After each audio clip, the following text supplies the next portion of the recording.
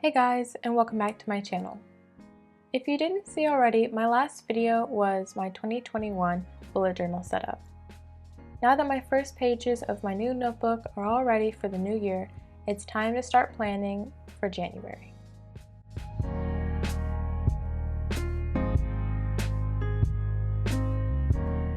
For almost every monthly Plan With Me setup that I do, I have one specific type of stationery that I use primarily for the entire setup.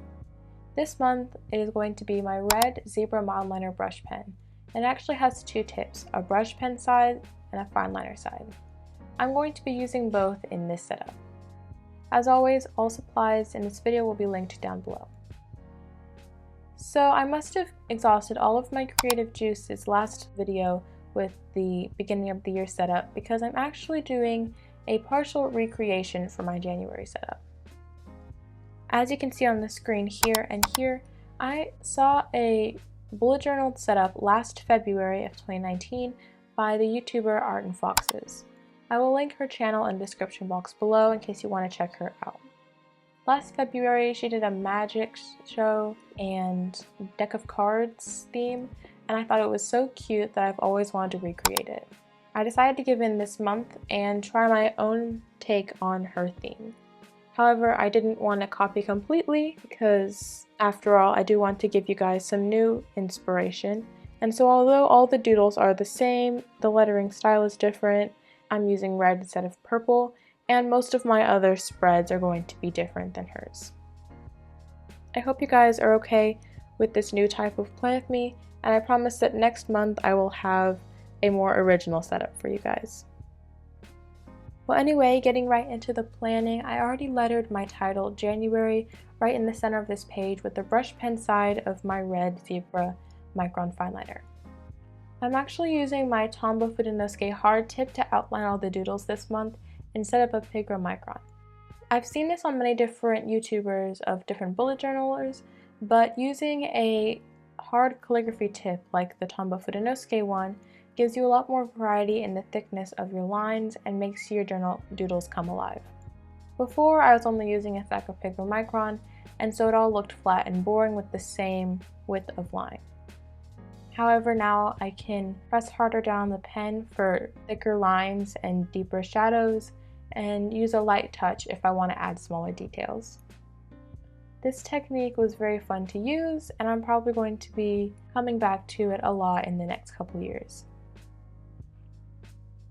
This cover took forever to make. I sketched out everything first, as you can see, but still going over all of the pre-drawn doodles took me about 20 minutes to complete the cover page. I'm really happy with the finished product though, and how it looks, so good job to the creator of Art and Foxes for thinking of these adorable doodles.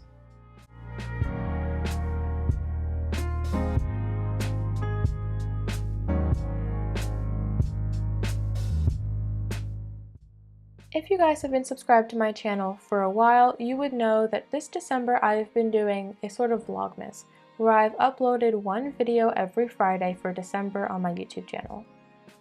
This amount of content was almost double the usual, but I did want to surprise you guys for Christmas. However, this is the last week of December, and so Vlogmas is coming to an end. I hope you guys enjoyed these extra videos and Christmassy things that I posted this month. Even without Vlogmas, January does bring some new surprises. If you haven't already heard, I am opening an Etsy shop on January 1st of 2020. That is only in a couple days from when this video will be released, so I will link the shop down below once it is open. I'm going to be selling sticker sheets, art prints, and bullet journal printables, all things that any creative that watches my channel will love. If you're interested in any of that, don't forget to check out my Etsy shop and maybe consider supporting me in another platform.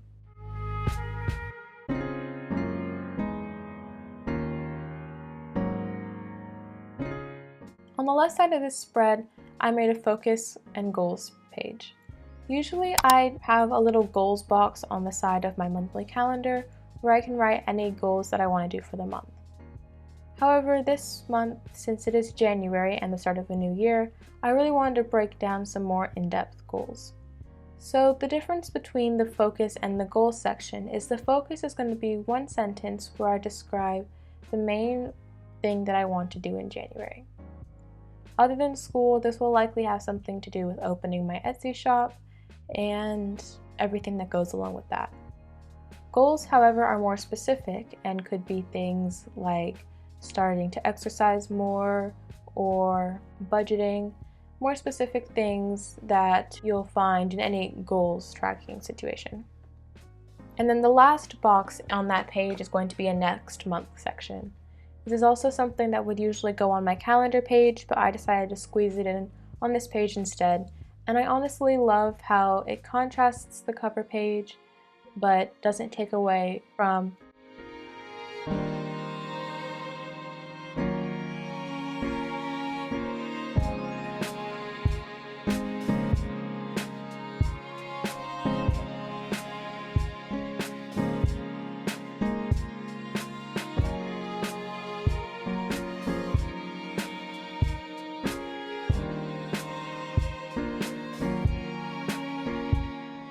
Now that the cover page is all colored in and finished, let's move on to the next page, which is going to be my calendar. I'm actually starting with the exact same thing as the cover page and lettering the title January. I always find that lettering the title first is super easy because for me it is better to adjust the size of the doodles than to adjust your lettering around the doodles, if that makes any sense. So I always do the title first and then I can draw the little magic doodles in around it afterwards.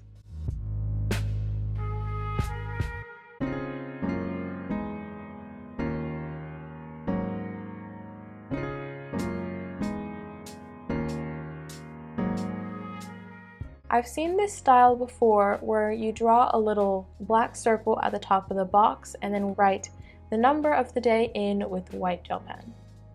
I've done it a couple times before, though I don't know if it's been on my YouTube channel. However, here we are trying it again. I've noticed that the white pen that I use, a Uniball gel pen, doesn't always work very well on a Tombow brush pen because it's water-based. So I would recommend for you guys to outline in a water-based pen, but to color in each circle in a pen like the Tombow Fudenosuke hard tip. This will make the white pen show up so much better, but still have clean edges with the dual tip of the Tombow brush pen. I just wrote in all the headers with a simple handwriting font in all lowercase. This is actually my usual handwriting, and sometimes I just use it for a subheading font because it's simple and gets the job done. I'm also using a similar outliner technique that I did on the first page, using the skinny tip of the red Zebra Mild Liner brush pen and just creating a thin red outline around each separate box. And lastly, all I have to do is number all the boxes, and the structural part of this spread is complete.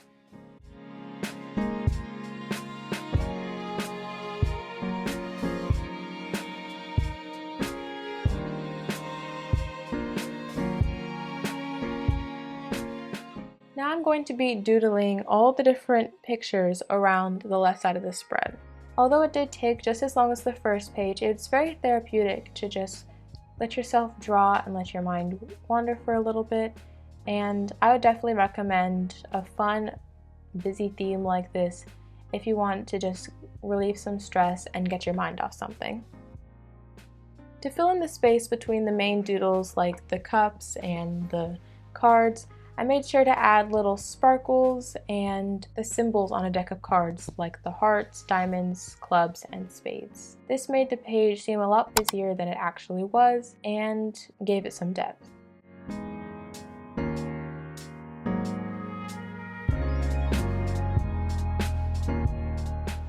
This calendar page actually turned out a little simpler than I thought it would, but I kind of like it. And now it's time to move on to my favorite spread of the entire setup, my tracking spread. If you guys remember, my last journal was a spiral journal, and I actually just got it off of Amazon, so it was nothing special. But because it was a spiral, I could never do 2-page spreads like I'm doing right now. However, the minute I got an Archer & Olive journal with a bound edge instead of a spiral, I knew that I wanted to have at least one page that covered 2 spreads. So for my tracker spread, the habit tracker is going to go across the top of the 2 pages, and the productivity tracker is going across the bottom. I've seen this technique done by the Queen, Amanda Rachel Lee, and I definitely wanted to try it. So tell me below if you like this technique better or to do it on separate pages like I usually do. Anyway, after lettering the titles in a simple black calligraphy font, I'm filling in my habit tracker boxes with these red calendars. Usually I would use the same lettering style that I did on the cover page with the red for all the titles, but I decided to use black for this page because there's already going to be a lot of red in the habit tracker and also in the productivity tracker once it's all colored in. So to add some contrast, I used my black Fuda Touch brush pen instead.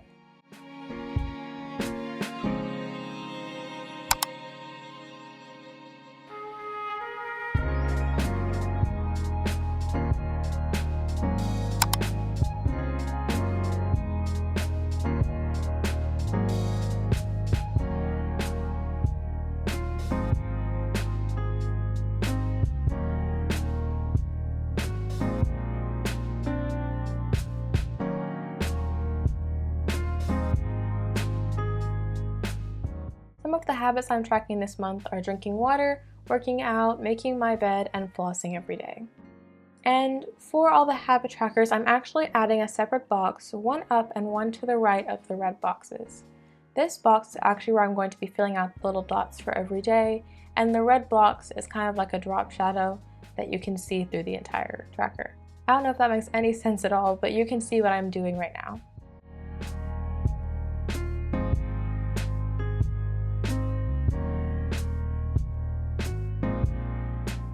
The productivity tracker idea I actually got from Art and Foxes yet again. She did a deck of cards, and on every card she drew a different symbol for her mood, and so I'm doing the same thing, but I'm going to be tracking my productivity instead. It took a while to sketch out all these different cards, but I think it looks super cute, and when I fill out all the different symbols for the end of the month, it'll honestly look like a real stack of cards.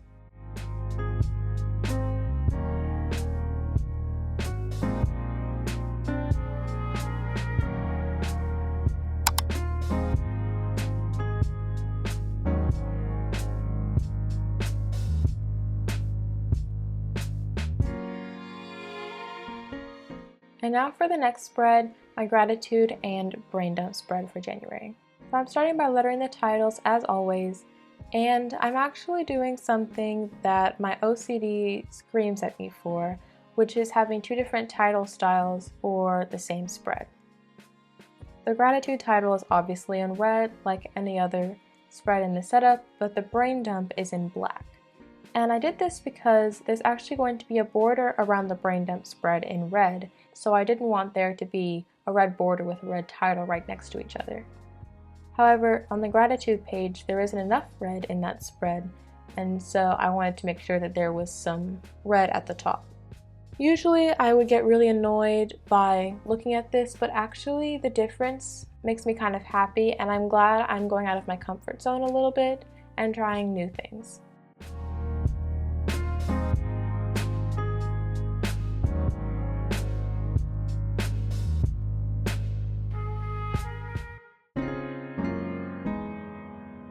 So once I filled out all the little doodles in the top left and bottom right corner, I'm adding the red border that I mentioned earlier and then numbering down the page on my gratitude log. I also decided to pull out one of my Sakura Koi brush pens in the light gray shade and color in every other line for the gratitude tracker. This is what I mean by the gratitude tracker didn't have that much red in it, because all the stripes are gray and the only bit of red is at the very bottom. So adding black to the top would make the page seem very dull.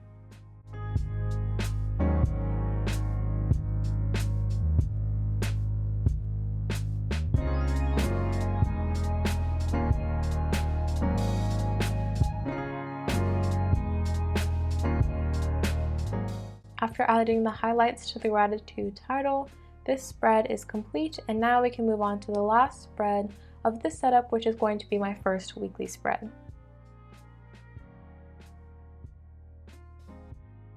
So I'm using a weekly spread that I've never actually set up in a Plan With Me before, and that is the rolling weekly or Alistair method. The main concept is on the left spread you have boxes for every day where you can write in your main events for that day. And then on the right there is a major list of tasks that you can separate into the days with a line from the little tab at the top. You can see me filling out each little box on the left, and then I'm going to have just one main stripe on the right, and then I'll list a major to-do list for the entire week under that. This is an interesting kind of weekly that I know not many bullet journalers use, so if you'd like me to make a video about it, I will. Just comment down below. I don't know if any of you noticed this, but sometimes there are weeks where you have events that you have to get to on certain days, like a hair appointment on Wednesday or a dentist appointment on Friday, that sort of thing. And so those weeks I like to have a very divided weekly spread where I can write down individual to-do lists for every day of the week. However, there are also some weeks where it's not like I have to get one thing done by a certain day. It's just that I know that this major list of tasks have to be done by the end of the week so that I'm still on track, but it doesn't matter when each individual task gets done. It is on those kind of weeks that I used a rolling Alistair method because I have a big space for a long list of tasks, but I don't have to necessarily divide them up into individual days and can just move them on to the next day if I don't get to them. Again, this might seem a bit confusing, so I will make a video to explain it if you'd like me to, but overall, this is just a very original weekly that I thought I would try out for the first week of January when I'm going back to school and things can get kind of hectic. So that is it for my January Plan With Me of 2021. I can't believe we are already here and starting a new year, but I'm honestly so glad to leave 2020 in the past and to get a fresh start. Leave a red heart in the comments below if you got this far into the video and tell me which of my January spreads was your favorite. I would love to know. Don't forget to subscribe and hit the notification bell so you don't miss any of my new videos. I have a couple special videos coming for January and you don't want to miss out on those. Also, don't forget to check out my Etsy shop when it does open at the beginning of 2021 in just a few days. It'll again be linked in the description box below and also in my YouTube channel banner. And with that, I'm going to get going. Thank you so much for watching, and I will see you in my next one. Toodles!